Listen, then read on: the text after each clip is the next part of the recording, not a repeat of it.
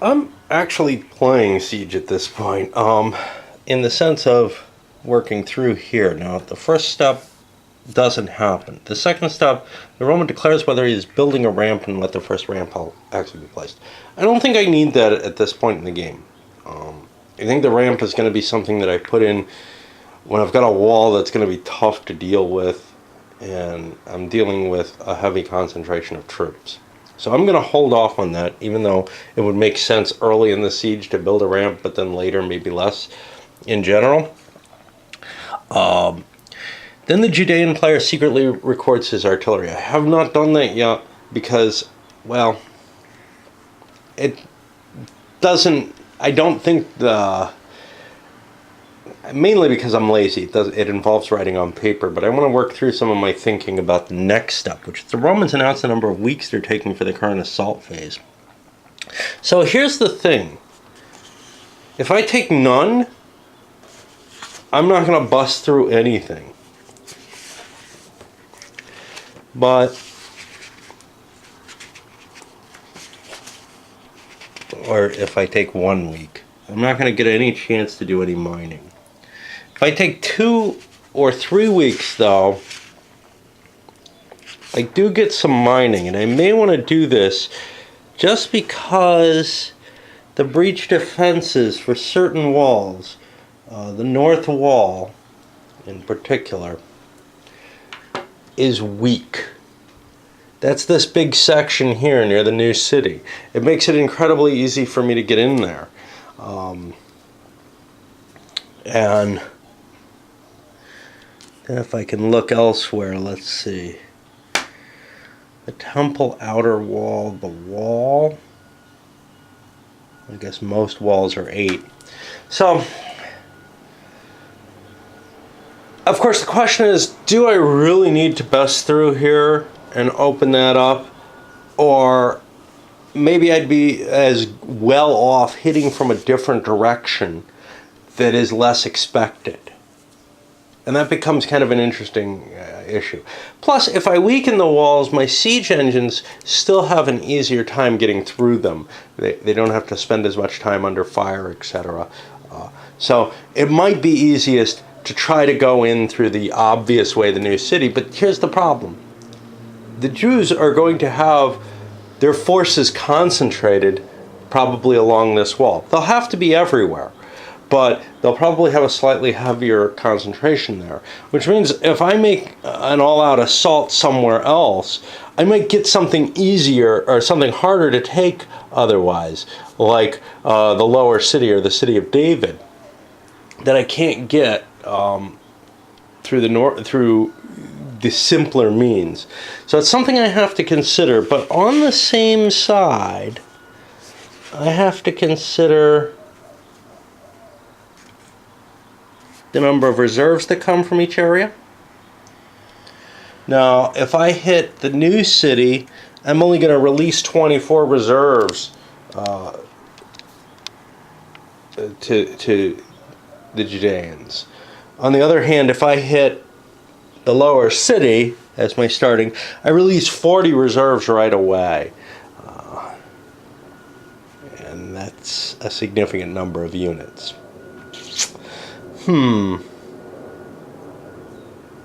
Tough decisions here, and I may not be able to make them this morning. Since I'm playing this solitaire, I actually placed all my artillery on the board. No big deal with that. What I don't want to have happen, basically, I'm not going to try to use that information, but I've spread them out fairly evenly with the weight up towards the north. The ballistae are both up here and fortresses here, and a fairly heavy proportion of capability there. That's the easiest place to assault directly. It's the easiest place to assault, to undermine, and it's not a terribly bad location to attack to begin with. It doesn't throw a lot of extra forces into the Judean pool. On the other hand, knowing that, the Romans may well say, well, what if we go for a slightly heavier location? If we're not worried about trying to breach the wall, we may get a certain surprise advantage by attacking somewhere else.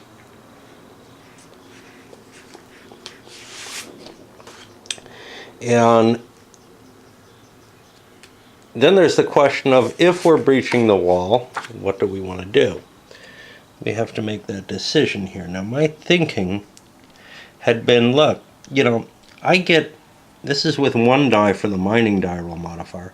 If I want to have a mine, if I want to do mining, I want to get 3 mines. I want exactly 3. I do not want 4. 4 is bad because I get no modifier. But less than 3 gives me less of a modifier, so I'm less likely to bust through any walls. I think if I'm going to do any mining, I want to go on the north face. And I'm looking at maybe 3-week delay, 4-week delay, get me a -3. That gets me the biggest chance of busting through some of those walls.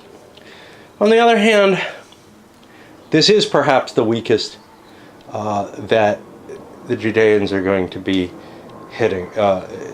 holding. They've got a lot of troops, though. Can they cover the whole wall? I don't know that answer. So, okay. Do I play into their hands and give them a 3-week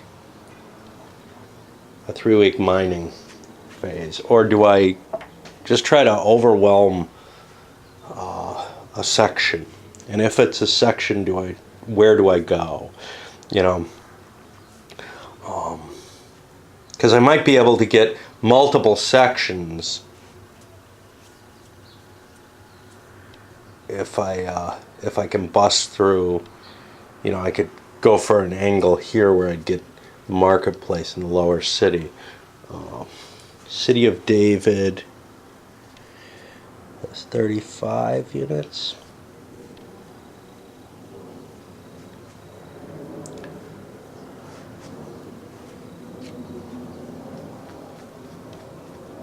I'm just thinking an attack from another direction will be less expected.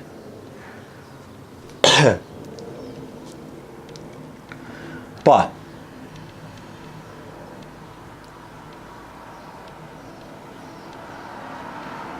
also, if I don't declare any mining, the Judean forces probably will distribute more evenly, which might make attacking the north wall somewhat valuable.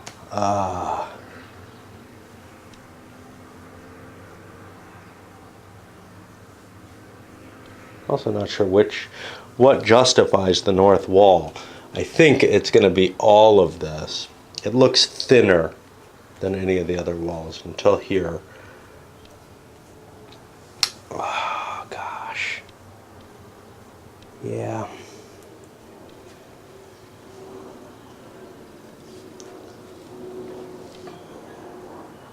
See, I like the idea. If I take this, that just shortens the amount of territory that the Jews have to defend. But if I take something like this, that actually lengthens the amount of territory they have to defend. And if I strike for this corner, I think it does good things. Now, can I possibly bust through the walls with a mining situation? Well, possibly. Let's say I get those 3 mines, I at least weaken the walls significantly for my towers to attack. Okay. So I think what I'm going to do is I'm going to plan for here. I'm going to do the 4 weeks of mining. Okay. Well, I don't know how much that helps the Jews.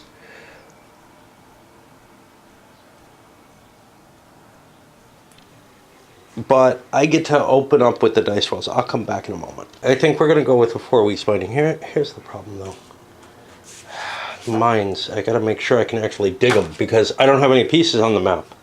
So I'm not sure I can actually mine on the first turn, even though it gives rules for it, because shaft targets have to be 11 hexes of a headquarters,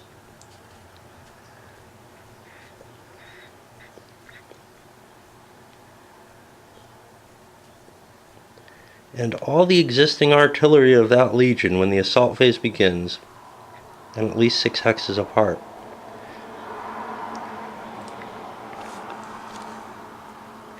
Units set up off-board may still be within 11 hexes of the target hex by counting the range of from their hex when entering play. Okay. So I don't think I could mine from here if I set up off-board, but I could also set up on-board. I'm not sure what the hell this is talking about here. Now I don't have a board where I can put the rolls. Because this thing's so big. Having dug one or more complete shafts, the Roman must decide the site of each completed shaft dug just prior to the start of the assault phase. Yeah, I think... So what's weird here... Yeah, I guess the actual rolls only happen... for damage only happen down here. So I guess they don't tell you when the shafts actually get destroyed, although they say up here, if the Roman decides to postpone, the Judean may do additional repairs, which was not destroyed in the breach. Yeah. I'm not quite sure where it happens. It may happen after the Judeans do their free fire phase and the Romans move. See, but it can't happen after the Judeans place their artillery. That's a secret. I see no indication of when you actually fire it here, and this doesn't really mesh with that. They're kind of different, and that's a problem. So I think after the Romans set up on the board, they're going to get to do that. But they do have to make the roll to see how many shafts we get. So I'm going 4 weeks with a mining DRM of -3. And if I don't like the die roll, I can extend things. I get a negative value.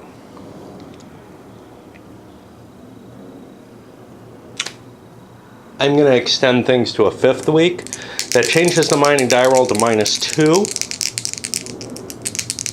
Theoretically, the Jews would get to reposition their pieces. I don't think they need to. -2. Now I get a 2, and I'm going to go with that. I've gone 5 weeks, so I've got to write that down somewhere. And I've got 2 tunnels, both at +2. Now, I didn't know where I was digging until I get the modifier. If I'd gotten a really crappy modifier, maybe I would dig over here instead. You can see how goofy that actually is. It's not like I'm plotting my digging beforehand and seeing where things are, because I don't know where I dug until I put my units on the board. And I believe that's what my next step is, actually.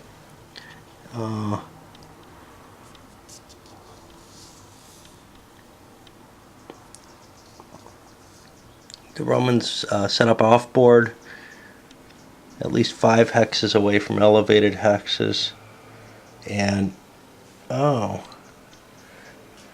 looks like the Judean forces can be set up wherever the hell I want. Which is to say that if I set my Romans up over here to launch an attack here, the Judeans can concentrate on that. So I may actually want to do some kind of weird stuff, like launch an attack against this corner as well as against the new city at the same time. I'm not sure. What's really weird is when you look here, if the Roman decides to postpone the assault, the Judean player may roll for additional repairs and change the secret location of any artillery stack which was not destroyed by a breach caused by the recently revealed shafts. which makes it seem like the shafts, if I had gotten any on that first roll, should have already been dug, but they aren't allowed to be dug until I position my units, which makes no sense. The rules are just in complete contradiction with each other. The only way I can try to thread that needle is to say, hey, if I do delay and roll for some shafts, I get to roll them first, and then any additional shafts, which there would be way too many perhaps, well, no, there wouldn't. Any additional shafts would maybe show up, and I would have to position them based on the units. I have no idea. There's just no way to get something usable out of how the rules are written, and that's a real problem. Anyway, fucking Avalon Hill, right? I'm trying to figure out how to set up my attacks. So I figured out, I've set up my Romans, 2 legions over here, 2 legions in this corner. I'm going to be making assaults on 3 areas, basically. Now, ignore the Jewish artillery. That is all pre-plotted. I just don't want to write it all down, and I've been trying to ignore it with my Roman positioning. But at this point we come to where the rules don't really mesh with the card, and nothing, and everything's all pretty ambiguous as to what's supposed to happen. And this is where the game gets kind of troublesome. Well, I don't know whether or not, pieces are supposed to be on the board before the mines are dug, but it doesn't make sense that the Jews hid their artillery if that artillery is supposed to show up before the Romans decide where their mines go. And they decide where their mines go and roll for them based on, well, one thing says just before the assault begins, another seems to imply they happen at another time.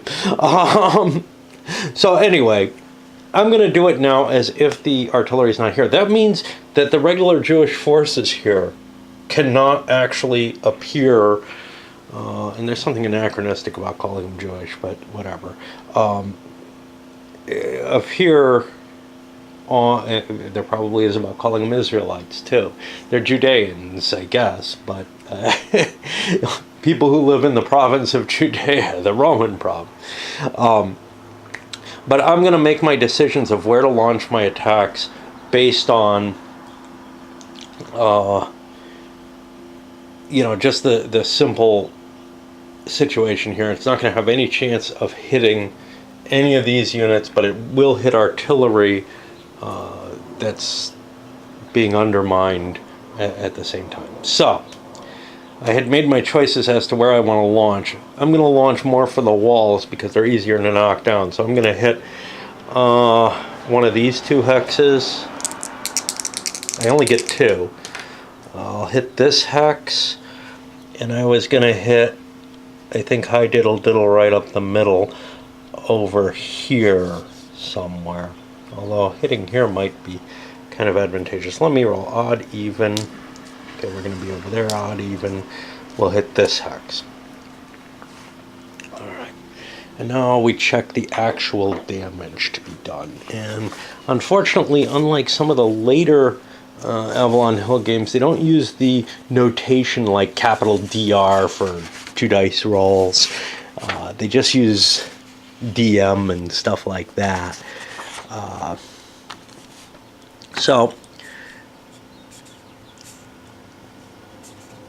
And note, I'm not doing any mining over here. I only have 2 mines to hit. I want to hit these 2. I feel like I have a shot of breaking through the walls over here. And I got, which I didn't mention, an armored, I've got a ram, but I've also got an armored tower here, which has a ram built into it, which makes it kind of more powerful. Anyway, let me try to figure out what I've got here. I roll 2 dice for each undermined hex to determine the extent of the damage. Now, I could actually overlap these, and that would make them more powerful. And that might have been wise, but I'm kind of hoping I'll be able to do a great deal of damage in multiple places or something. If I roll greater than the breach defense of the hex, minus any already inflicted damage, I get a breach. Otherwise, I get damage. And these will hit... My engineering die roll was a 3, which means these will each hit, or I'm sorry, it was a 2, which means these will each hit only 3 hexes instead of the 5 that they could hit if I got the 4 through 6, which seems weird. So we're hitting here at +2. And I only do 5 damage to that and the 2 surrounding hexes, which isn't sufficient to break anything. And then my other one, I think, was over here. And I do 8 damage, which is, I think, enough to breach the wall across the board. I think these regular walls are only 8.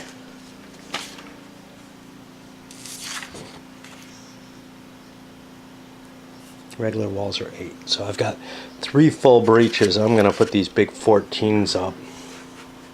There's no harm. So I'm going to have an easier way in to the place I most wanted to hit, which is the upper city here. I may actually not try to hit the lower city or try to hit it in a weaker fashion.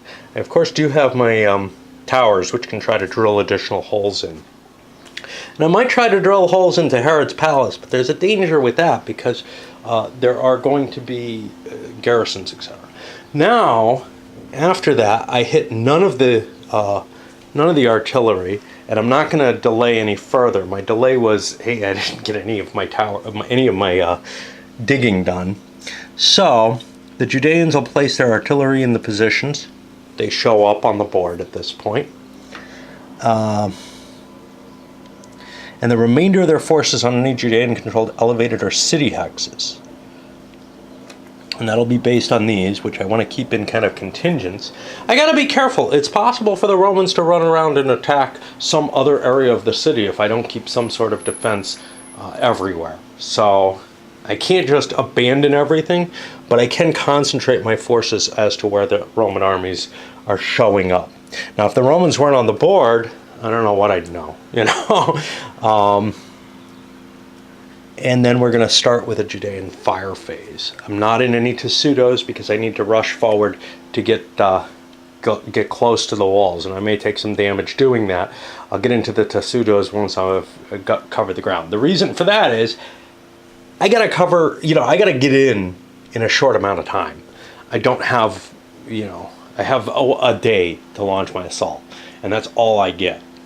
And I only get 5 assaults maximum, no matter how many days I waste, or how few I waste. Now the Judeans, because I went, 5 weeks, I guess are going to get some 50 victory points, just right off the bat for the time before the first assault. I've set up the Judean units. You can see there's quite a few covering the walls where we're threatened. And then, of course, we got some garrisons over here in the temple, at the fortress, at Herod's Palace. There's quite a few. Actually, attacking so close to Herod's Palace is kind of a problem because that does bring some additional forces into play. But they can't really do much except kind of cover the flank and perhaps provide some fire benefits into the areas that are under threat. They're not going to be able to run in and defend the wall. The breach is a bad place to be, which doesn't seem too surprising. It halves your attack capability, gives you no defensive benefits. So I'm kind of hoping if the Romans move up into there, we may charge forward and engage them. On the other hand, we have the advantage of the built-up hexes. Well, they're not so good. They don't really do me any good either.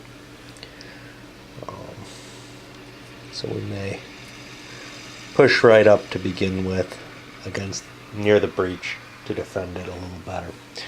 Basically, if the Romans try to, launch an attack or a move to where they can make an attack somewhere else, and I don't think, there's a gate here that's open. That would have to be defended if something happened. The Judeans are also going to start moving their cauldrons into place. They've got many of them covering areas that I was not attacking, or I'm not attacking. but it's a pretty impressive setup. Yeah. All right. I guess we're ready to start, and I'm about ready to go to bed. This is not a White Russian. It's a cardamom tea with milk and all kind of yummies in it. Okay, so I wake up after one of my failure nightmares, and hey, let's see. We gotta start off with the Judean fire phase, and in order to do this, I need a bunch of chart capability here. So, in particular, I have to look at the missile ranges. You can see nothing but the artillery is going to really be able to shoot, because we're at least range 5 everywhere. So I'm going to have to worry about my artillery pieces. So these guys, a ballista, 1, 2, 3, 4, 5, 6, 7, 8 hexes away. 8 hexes away is going to give it a strength of 5, I believe. And that matches the 5 in there. It's just the graphical representation. It's a little easier for me in this case. Because I don't know.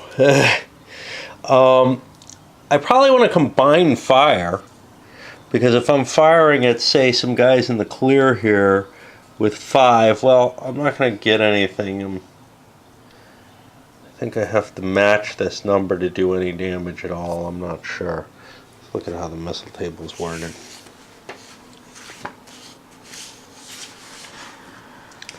Somehow I expected something different for some reason. Now here's the hard part, is finding, sort of what the general rule is on this.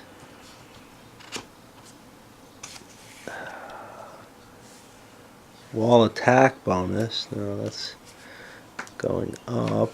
Ground or higher ground.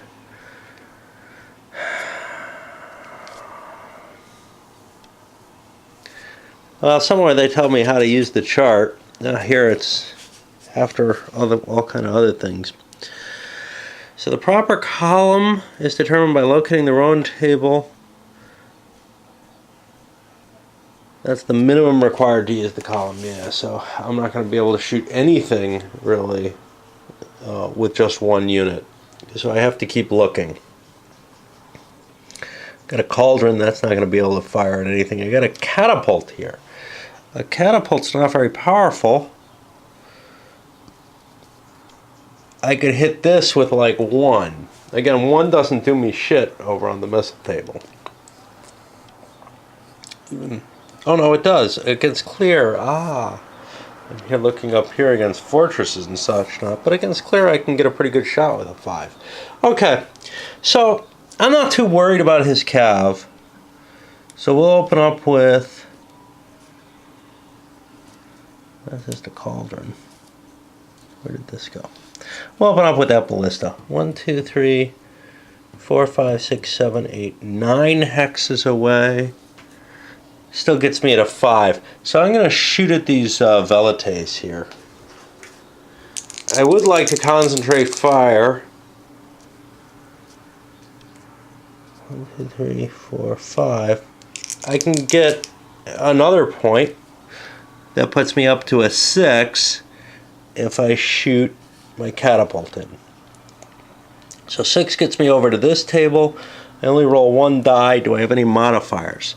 There's a fresh heavy infantry in the hex.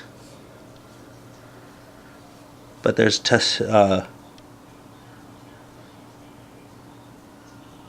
or if artillery is primary target. I can shoot at artillery? Jeez. Well, obviously I want to shoot at artillery or towers or something like that, right? Clearly I want to shoot at those. I didn't realize I could disrupt those. Okay. Let's go back to the drawing books, because I thought I could only shoot at small units. I'd much rather shoot this armored tower here, if I can. 1, 2, 3, 4, 5, 6, 7, 8, 9, 10, 11 to it. 11 is a worse. That only gets me out to 2.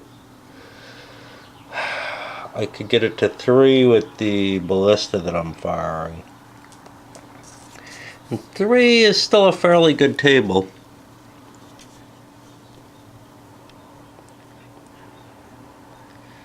Ooh, I get a penalty for firing Judean artillery outside of primary range. I'm going to be getting that anyway. Alright, let's just shoot those Velites at 6. So I have a -1.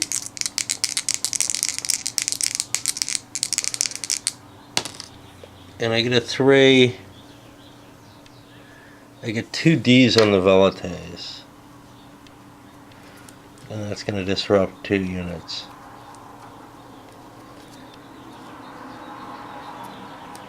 I mean, it makes sense that I'm able to shoot the artillery. It's just, wow. I just totally wasn't paying attention. Now, was this? This was a catapult. Let's see what we got under here. Cauldron. Cauldron.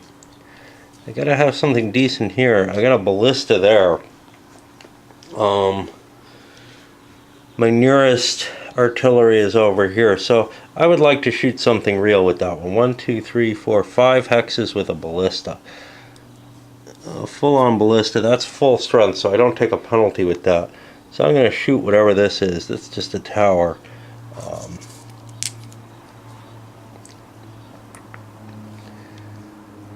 What did I say? Full strength was 7. That's the tower.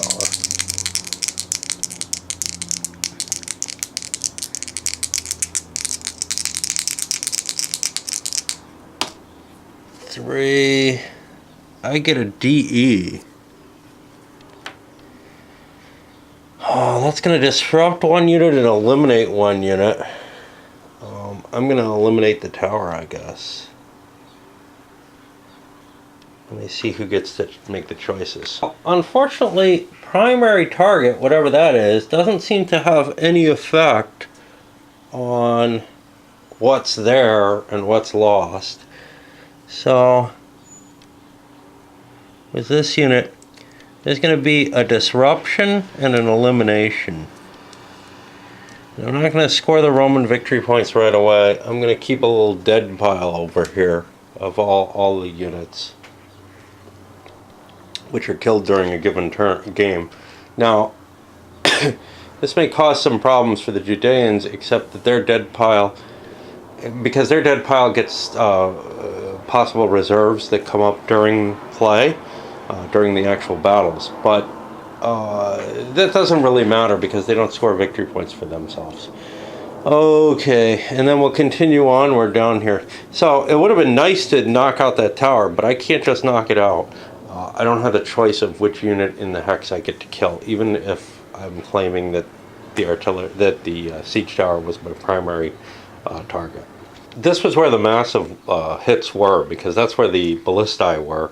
I had a couple of onagers, one's back here, and one's over here in this corner, which have been able to pose light damage. There was 1 disruption in addition. But yeah, it looks like actually the Romans went and hit where the Judeans thought were the most needed to be defended areas. Which makes sense because it's the same mind behind both, right? Okay, at this point, we're going to go to a Roman rally phase. Now the Romans get the first turn usually. And let's see if we have a sequence of play here. And that's going to be the opening up of the Roman turn. So I got to rally my non-disrupted artillery units. Or my non-artillery disrupted units. And this is kind of difficult because I got to find the units that are damaged, wherever they are. I think that's under here. I have, oh. Alright, well, I'm going to have to find that damaged unit. Mark them some other way, or leave them on top. I get these Velites here that are damaged. So now, let's find the rally table. And yes, here it is. unit is in command control. It doesn't have a leader near it.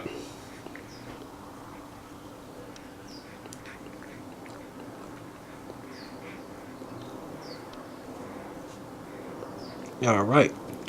So each one's just going to have to make a roll, and they're trying to get a 3 or less. This is the same. I'll just roll 2 dice. Neither one succeeds, but none of them had a penalty, so none of them are going to end up with a rout or worse. Now over here, I don't think I got a hit off. Was this an onager here? No, this was the ballista. I must have gotten a hit. There we go. This was the big hit. Okay, so I've got a disrupted unit here. It again looks like there's no real problems. I've got command control to all my units at this point. He rolls a 4, that's good enough to bring him back so he can keep pushing his little wagon. And then over here, I had a hit as well somewhere. I got a unit that has a 3 morale, and he's not gonna get any bonuses. But he comes back. So we didn't do a whole hell of a lot with the artillery.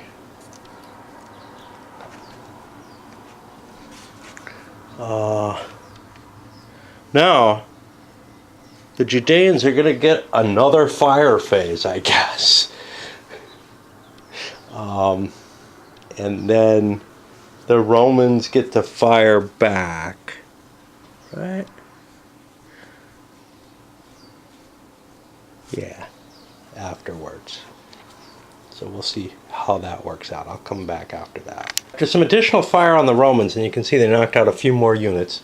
Then I started the Roman fire and wasn't really very clever about it. I was wondering to myself, well, why doesn't terrain have any effect? Why don't testudos have an effect? And I was just firing on this same chart. No, the terrain is over here, handled on the missile table, so I have to restart based on what I'm shooting at. So actually shooting at the built-up hexes is a mistake, which is what I thought it should be, obviously. But so here I have an onager. An onager is pretty potent on its own against clear terrain, but it's not so powerful against even just walls. So, and my shots at artillery on the ground were weakened. Fuck.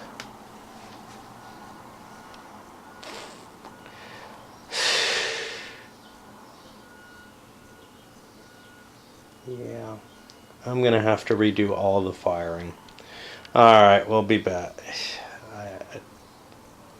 Screw it. We'll let the Romans take some suffering for the first round. Yeah, that's too much. I'm gonna recover everything and start over. I got crappier rolls this time. I was targeting softer targets without the towers, but still the heavy infantry give me an additional -1. So places like here, I was facing a weaker die roll. Anyway, I just got a couple of disorders on the Romans. Now they get their rallies. We'll do those quickly. I got a couple here, I think. They both recover. Yeah, this is a lot worse for the Judeans, but it's going to be significantly worse for the Romans because they were just getting chewed up without the terrain bonus. Well, not the terrain bonus. The Judeans were getting chewed up by the Roman artillery without the terrain bonus of the walls. Okay, so all the Romans recover in the first round, and now the Judeans get to shoot back. That's going to be approximately the same. I'll do it this time just because getting kind of used to it. I have a catapult here and nothing of value down here. So 1, 2, 3, 4, 5, 6. I'm going to shoot lights. I'm at maximum range, or I'm at greater than normal range. So I get a -1 on the 1 table because the catapult out at 6 is a 1. And that means only on a 6 do I hit and do a disorder. And I get lucky. Doesn't have much effect. Alright. None of these archers are within range. If you look at the archery range, the heaviest it goes is out to 4 hexes with the velites and the archers. And the rock throwers are only up 1 hex. I have an onager here. I don't think I have anything else that can fire anywhere else. The onager will fire at 1, 2, 3, 4, 5 hexes, which gives it a 4. Now I've got a 4 out here on the unprotected table. If I shoot at the guys in the tower, a 4 only gets me here, and there's no real reason to do that except if I was going to get good enough results by it to slow the tower from approaching. And I think that's not going to be likely. So I'm going to go for the 4 here. It's heavy infantry, so it has a -1. If it was a testudo, I would be up on almost the same row as the tower is. And I'm not at range, so I don't get the second -1 there. I get a 5 as a 4 as a double D, and that's going to disrupt a couple of Roman units, which this time don't get a chance to recover. And we'll continue on that way. I'll come back to talk to you about the Judean defenses. I can't follow all of these at once, but I have on video, so I'm just going to show one as kind of an example. I have an onager somewhere here, a catapult, and a ballista. And I'm going to combine their fire. See, I'd like to hit this bastion, but the problem is the bastion gets, yeah, I guess I'll go for the bastion. The walls are a little weaker, but the problem is I don't really want to hit the crap that's on the wall, these 2 6s. They're just not worth killing, I don't think. I mean, they are, but it seems so pointless. So these total up. The onager is 4, the ballista is 7, and the catapult at that range is a 1. Those total up to a 12, which against the bastion would get me over here on this table, which means I'd need a 4 or higher to do anything. The best I could get is a double D. On the other hand, against the wall, I'd leave the catapult out, I guess. That would get me on the 10 table, but I'd still need a 4 or higher to get a D. Yeah, I think we'll do that. I don't like leaving the catapult out because I don't know what he's shooting at. 1, 2, 3, 4, 5, 6. 1, 2, 3, 4, 5, 6. Yeah, this is pretty much the only thing you can hit, and I can't shoot a 1 at the wall. I need at least 3. So alright, we'll dump 12 on this wall hex. Well, that doesn't make sense. This is just a wall hex. Oh, jeez. What if I put the onager and the catapult on there? That gets me the 5 table on the wall. And go 5 or 6 to even just disrupt it, though. And that seems pointless. I want to kill things. The ballista. Got 2 more catapults. 1, 2, 3, 4, 5.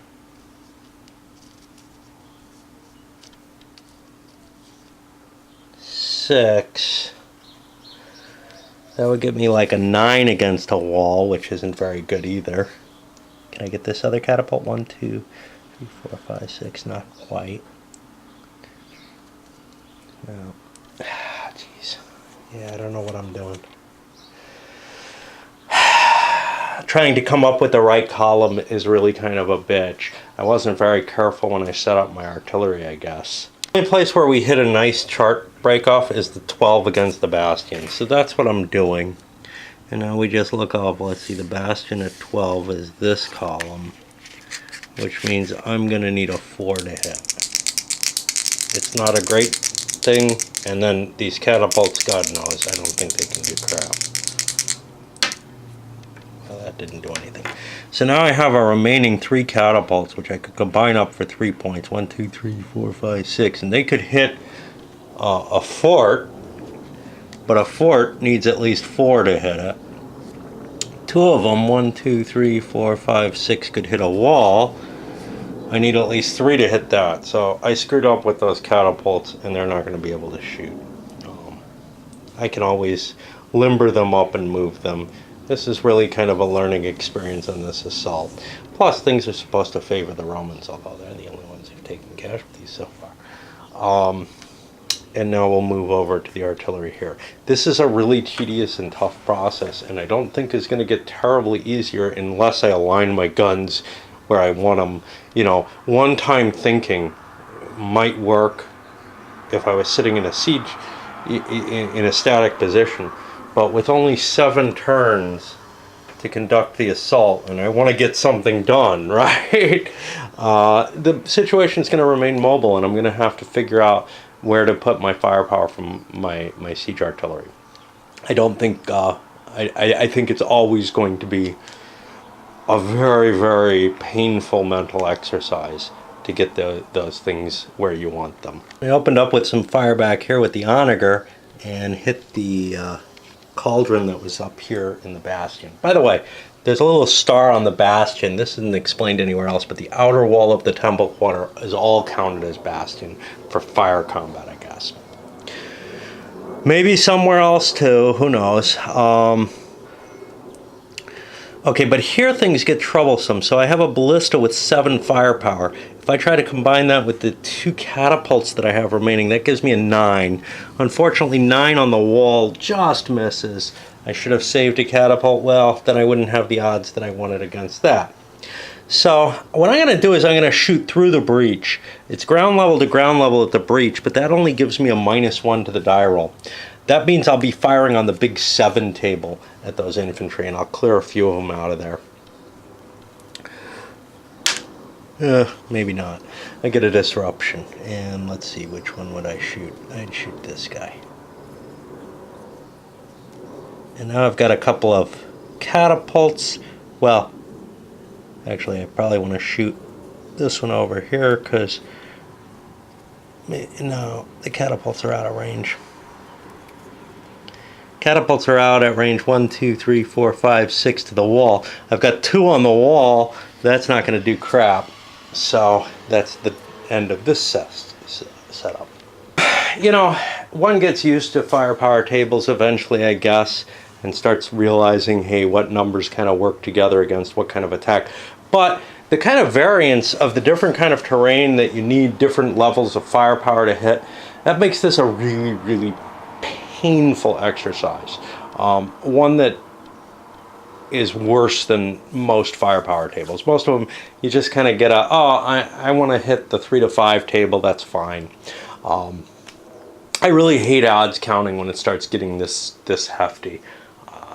And I'm afraid this is going to be a very, very, not just odds counting, but numbers counting, whatever.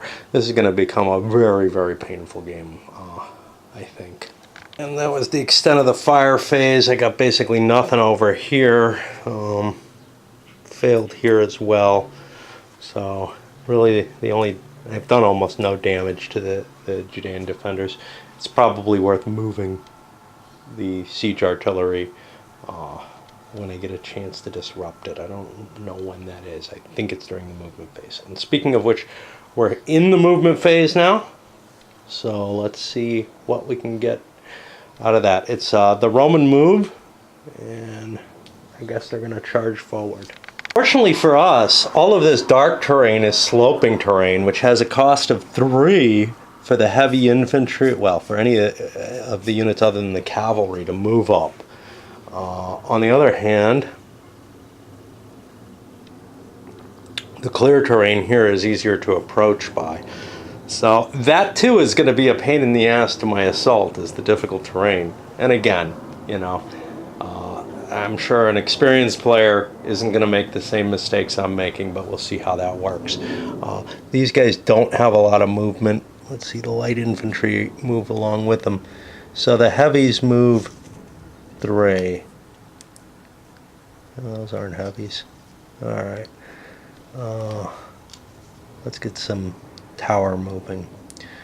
3, 6. And we'll see how it kind of goes. 3, 6. And I'll come back once all the movement's done. I gotta say, oversized units on top of smaller units is a horrible design decision. I understand why it's made, but it's a pain in the ass. Especially given that this is a particularly poochy map. Avalon Hill has no real talent with paper maps. I may have to see if my Plexi fits this thing. It's a fairly large map, so that's annoying too. Avalon Hill's just bad with components in general.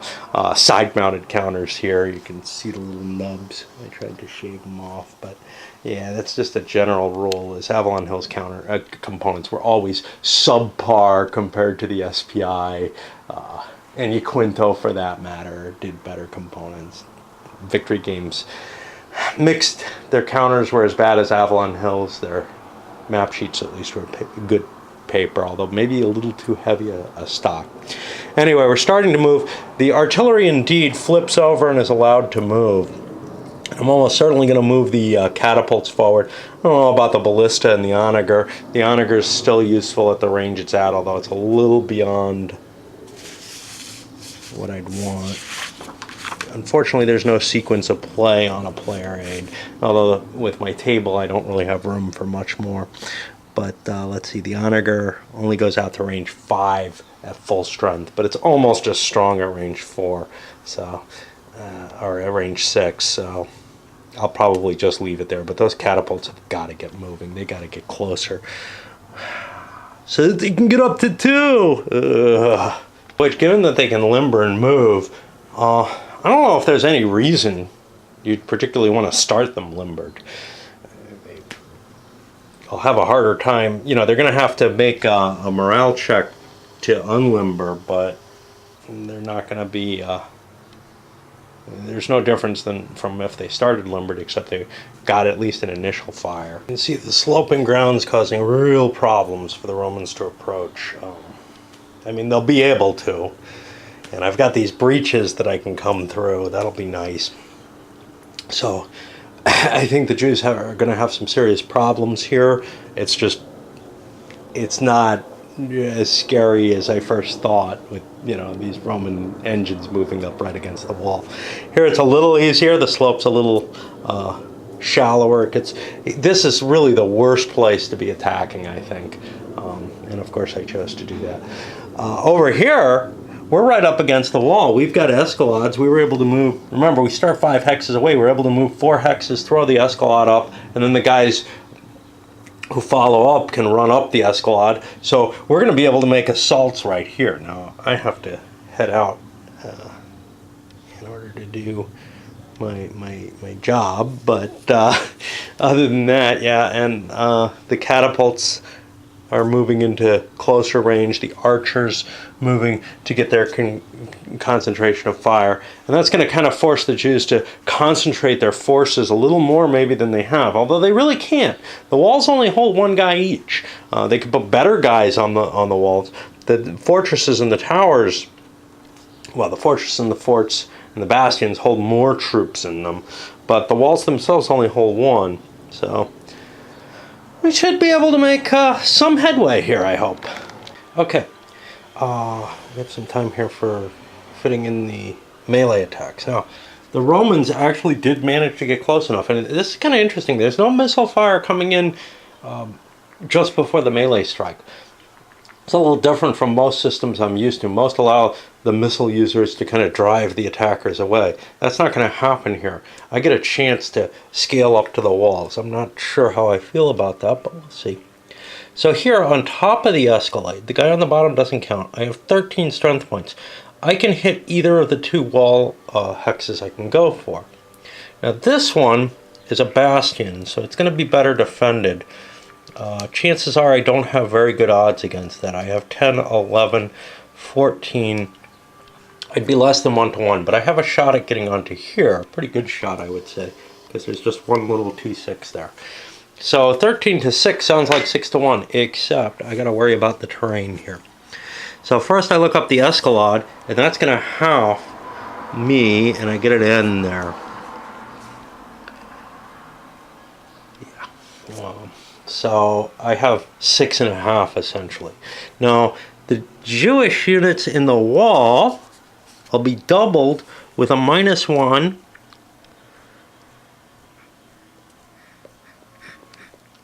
And that is not going to help me here because I'm being attacked through the ladders, so that I'm still going to have that -1. So what I'm looking at is 6.5 to 2 is 3 to 1 at a -1. Let me flip this over. Unfortunately, not a lot of player aid charts. What did I say? 3 to 1? Oh, was I doubled? I think I was. Yeah. So it's actually 6 to 4. It's only 1 to 1 or 3 to 2 if we have it on here, but I don't think so. At a -1. Now remember, this can't hurt my Romans. And I get a nice roll of 6 minus 1 is 5. Oh, there's an asterisk. We have a continuous combat, which is going to be the battle keeps going. If you roll a natural 6, that happens. So a 5 is going to be a depletion or a disorder on these guys. Now, I have to think harder because they have to retreat, I believe. So let me come back. Retreating is kind of complicated because I'm up on a wall. I can't just jump down or anything like that. And most of the hexes I'm running through are overstacked. Now I have 4 movement points, my disordered movement point, and I can retreat up to that. If I end up overstacked, I end up dead. And for each hex that I overstack while I run through, I take a morale hit, which makes me worse. So let's take a look at how bad this is.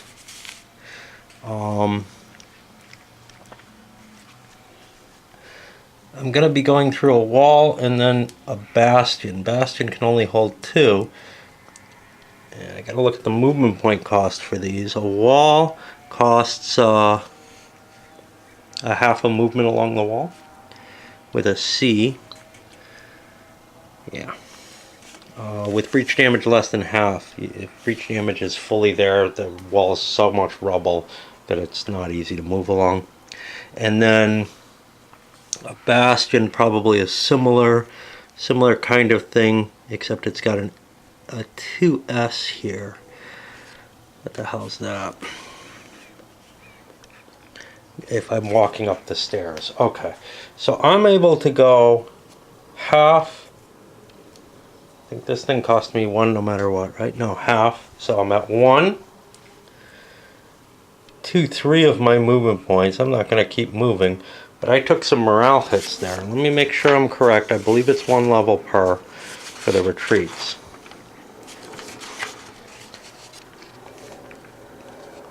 Yep. Fresh becomes disrupted, disrupted becomes routed, routed becomes panicked. So I have gone all the way down to panicked. Routed, panicked here. I was already disordered. The Romans get to advance into here. Now I have the continuing attack. What does that mean? Oh, jeez.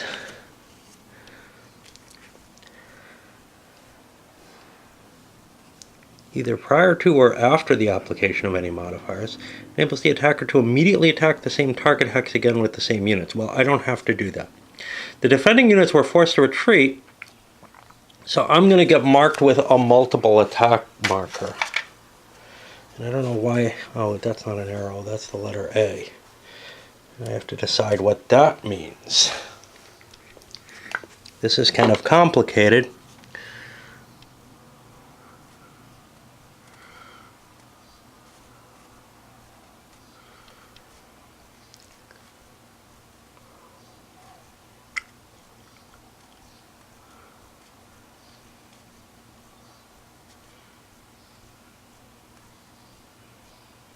I must melee a unit in its zone of control if such a unit exists. Do I want to do that? I don't actually have to take the multiple attack marker.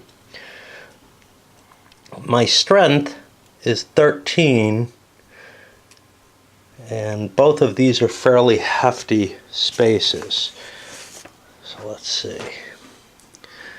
I'd be facing, say, a 7 in the wall. That's still going to get the ×2. It's not going to get the -1. Well, I might as well, because remember, attacking doesn't hurt me. So, yeah, I'll leave that in place. Now, I don't know how these multiple attacks are supposed to work.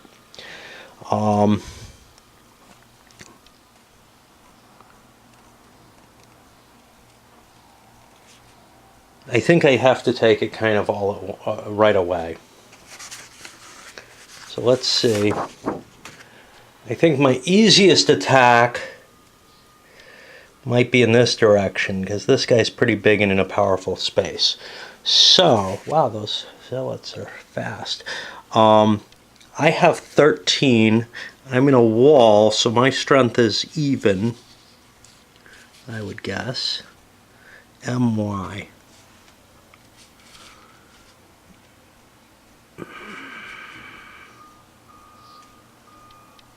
Yeah, I'm okay. I'd be half going through the staircase. There's just so much about the terrain, you know, and that makes sense. There's no way around that. This is a very complicated tactical battle. That's why most sieges really abstract a lot of it. This is one of the few that doesn't abstract too much.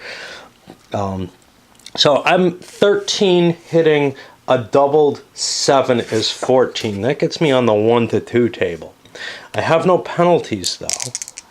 Let's see if I have anything.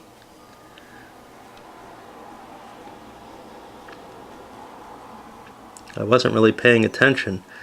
I had cohort integrity in one hex, I think, with the other, but I wasn't attacking with all of them, so I'm not absolutely positive of that. All right. So I'm on the 1 to 2 table. Basically, I need a 5 or a 6 to hit. I miss, and that removes my multiple attack marker.